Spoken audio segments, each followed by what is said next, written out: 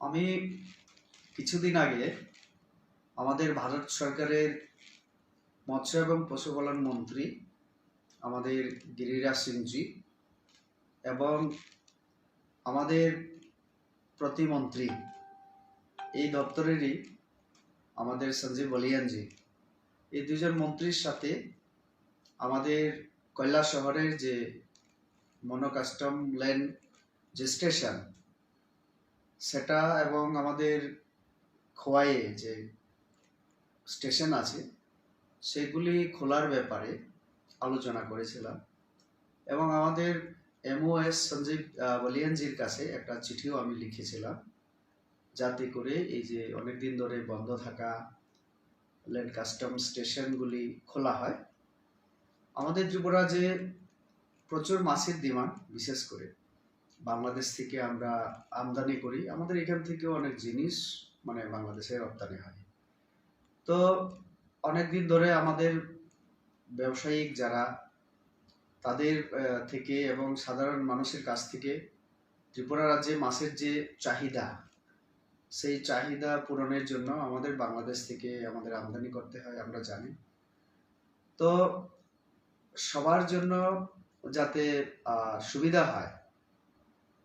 আমাকে অনেক জনগণ, অনেক ব্যবসায়ীরা রিকোয়েস্ট করেছিলেন, অনুরোধ করেছিলেন যাতে আমি একটা পদক্ষেপ নেই। তার জন্য আমি মন্ত্রীদের সাথে আমি আলোচনা করেছিলাম, চিঠি দিয়েছিলাম। আজকে অত্যন্ত আনন্দের সহিত এবং খুশির সঙ্গে আমি যারা দর্শক মণ্ডলী, ত্রিপুরা রাজ্যবাসী সকলকে অবগত আমি করতে চাই যে গতদিন অর্থাৎ 16 ডিসেম্বর আমাদের মৎস্য এবং পশুপালন যে মিনিস্ট্রি, তারা তাদের যে ভারত কা রাজপত্র নামে যে গেজেট নোটিফিকেশনের মাধ্যমে নোটিফিকেশন করেছেন যে এখন থেকে আমাদের এই যে কৈলাসহর এবং আমাদের খোয়াইয়ে যে কাস্টম ল্যান্ড স্টেশন আছে সেটা ওপেন হবে। তার জন্য যেটা দরকার, আমাদের কলকাতা স্থিত যেটা আঞ্চলিক কেন্দ্র, যেটা যেখান থেকে আমাদের ত্রিপুরার বিভিন্ন বাণিজ্যিক যে